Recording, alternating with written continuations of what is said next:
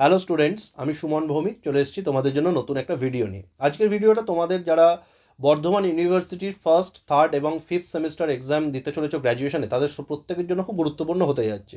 এখানে আমরা পরীক্ষা পদ্ধতি, অনলাইন মোডে পরীক্ষার ডিটেলিং নিয়ে আলোচনা করব। এরকম ভিডিও আমরা আগেও আলোচনা করেছি। সেই সংশ্লিষ্ট বছরে যারা এক্সাম দিয়েছে কত বছর, তারা খুবই উপকৃত হয়েছে। তো সেগুলো তো প্রিভিয়াস ভিডিও, নতুন একটা ফ্রেশ ভিডিও করছি তোমাদের জন্য যারা first semester, third semester, fifth semester এবছর বর্ধমান ইউনিভার্সিটির আন্ডারে এক্সাম দিতে যাচ্ছ। তো ডেট অ্যানাউন্স হয়ে গেছে। তোমাদের ফিফথ সেমিস্টারের পরীক্ষা হচ্ছে 25শে জানুয়ারি 2022 থেকে। থার্ড সেমিস্টারের পরীক্ষা শুরু হচ্ছে 9ই ফেব্রুয়ারি 2022। First semester form fill up 1 ফেব্রুয়ারি থেকে, এক্সাম 22শে ফেব্রুয়ারি থেকে 2022। এটা গেল পরীক্ষার ডেট নিয়ে। তো এটা তোমরা অলরেডি হয়তো জেনে গেছো। বাট নেক্সট একটা একটা করে আমি পয়েন্টে আসছি। পরীক্ষা কিভাবে দেবে? পরীক্ষা অনলাইন মোডে দেবে। নেক্সট হচ্ছে অনলাইন এক্সামের জন্য কিছু বেসিক ব্যাপার মাথায় রাখতে হবে। Number 1, front page. তো এক্সাম যেটা দেবে, যেটা যে ফ্রন্ট পেজটা কিন্তু আগে থেকে তোমরা ক্যাফে থেকে নিয়ে রাখবে। বর্ধমান ইউনিভার্সিটির যে ফ্রন্ট পেজের তলায় ডান দিকে তোমাদের কিন্তু সই করতে হয়।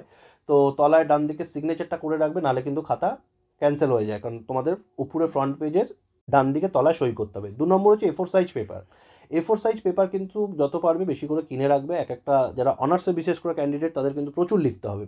এবং এটা কলেজের সঙ্গে কথা বলবে যে মার্জিনে চারদিকে মার্জিন করতে হয়, এটা কনফার্ম। এবার কলেজের সঙ্গে কথা বলবে, মার্জিনের উপরে নাম, তোমার university roll number, registration number, কোন সিসি, কোন ডেট, পেজ নাম্বার কত, এগুলো উপরে লিখবো নাকি মার্জিনের তলায় লিখবো। বিভিন্ন কলেজ বিভিন্ন রকম সাজেস্ট করে, সেটা সংশ্লিষ্ট নিজের কলেজের সঙ্গে কথা বলে নেবে তোমরা। এবার কথা হচ্ছে যে ধরো 80খানা পেপার, পেজ টোটাল লিখলাম, 4টে পেপার মিলিয়ে 4টে করে পেপার পরীক্ষা দিতে হবে অনলাইনে প্রত্যেকটা সেমিস্টারকেই।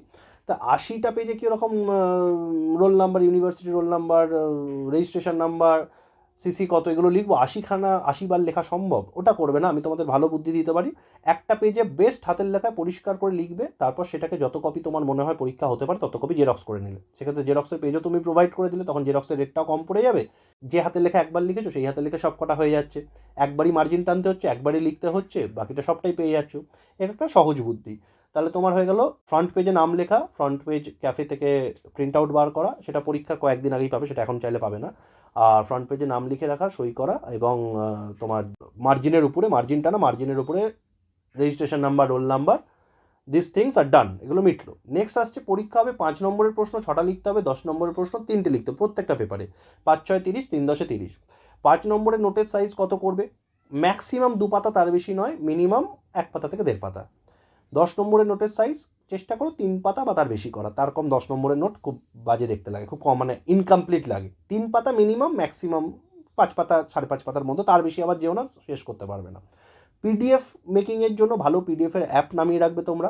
কারণ খাতায় লিখে ফটো তুলে তুলে পিডিএফ বানিয়ে পাঠাতে হবে। আশা করি সবাই সেটা পারো। যারা এখনও পারো না, বা ফার্স্ট সেমিস্টার যারা অতটা স্মার্টফোনে এখনও হয়তো সড়গড় কেউ হওনি এরকম আছো, যারা ভিডিওটা দেখছো, তাদের মধ্যে চেষ্টা করো পিডিএফ একটু সড়গড় হয়ে নেওয়া, পিডিএফ বানানো শিখে নেওয়া, ছবি তুলে কীভাবে পিডিএফ সিলেক্ট করে ভালোভাবে ছবি তোলা, মানে ফোনে। এগুলো বেসিক ব্যাপার। পিডিএফের অনেক অ্যাপ আছে, প্লে স্টোরে গেলে পাবে, বা যারা অ্যাপেল ইউজ করো অ্যাপেল স্টোরে গেলে পাবে। খেয়াল রাখতে হবে, যাই নামাচ্ছ সেটা দিয়ে আগে কিছু টেস্ট করে দেবে। পরীক্ষার আগের দিন অ্যাপ নামাবে না, নিজে কটা টেস্ট করে দেখবে পিডিএফটা কোনটায় ভালো আসছে, বা দাদা দিদিদের থেকে জিজ্ঞেস করে নেবে কোন পিডিএফ মেকিং অ্যাপটা ভালো হয়। আমি নিজে কিছু সাজেস্ট করবো না, সেটা ভালো দেখায় না, অনেকগুলোই ভালো।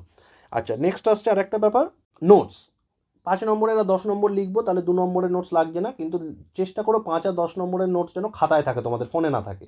এবং যে যা স্যার ম্যাডামদের কাছে, যাদের কাছে পড়ো তোমরা সংশ্লিষ্ট, তাদের সঙ্গে কিন্তু সম্পর্ক ভালো রাখো, ঠিক রাখো, যাতে পরীক্ষার সময় কোনো রকম হেল্প লাগলে তারা করেন, অনলাইন এক্সাম যেহেতু। এবং অ্যাজ ওয়েল অ্যাজ তোমরা নোটস সব ঠিকঠাক তাদের থেকে পাচ্ছ কিনা খেয়াল রাখো। নোটস ফোনে ফেলে রাখবে না। ফোনে নোটস ফেলে রাখলে সমস্যা হয়। পরীক্ষার সময় অত কোয়েশ্চেনের মাঝে এবং টেনশানে, এবং একই সঙ্গে একটা মানে রাশ অফ টাইম চলে, সেখানে কিন্তু মিস্টেক হয়ে যেতে পারে। ফোন দেখে দেখে লেখাটাও এক লাইন রিপিট হয়ে যায় অনেক সময় লিখতে গেলে। এগুলো একটু খেয়াল রাখবে। খাতা হার্ড কপি রাখো। নোটস খাতার থেকে ভালো কিছু এখন অবধি নেই।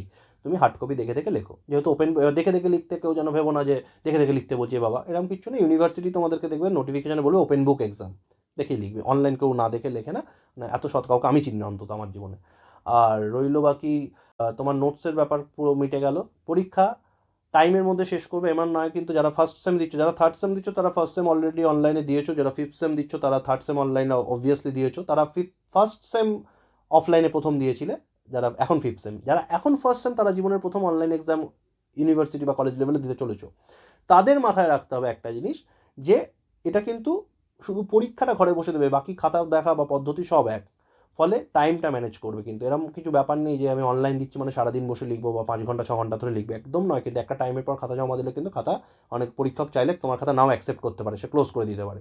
তো চেষ্টা করবে টাইমের মধ্যে লেখার। 5 নম্বরের নোট 10 নম্বরের নোট লিখতে হবে, 2 লিখতে হচ্ছে না, সেক্ষেত্রে সময়টা অনেকটা বাঁচবে, শর্ট কোশ্চেন ভাবতে হয় বেশি। 2 5 আর 10 কি তোমার মোটামুটি জিনিসটা যেন নিজের মতো লিখে যাও, কি নোট দেখে লিখে দাও।